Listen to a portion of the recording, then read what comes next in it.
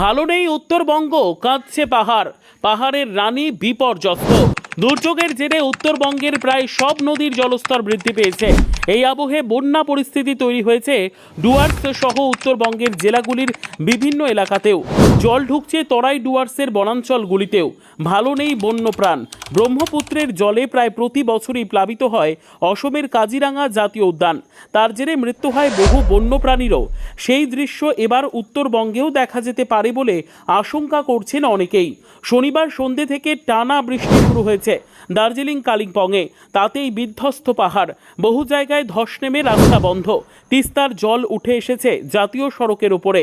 এখনো পর্যন্ত মোট 17 জনের মৃত্যুর খবর পাওয়া গিয়েছে দার্জিলিং থেকে। পাহাড়ের জল এবার নামছে সমতলেও, আর তাতেই বিপর্যস্ত হচ্ছে উত্তরবঙ্গের সমতল এলাকা। ভুটান এবং পাহাড়ে ভারী বৃষ্টির কারণে জল নেমে এসেছে ডুয়ার্স সহ উত্তরবঙ্গের সমতলেও।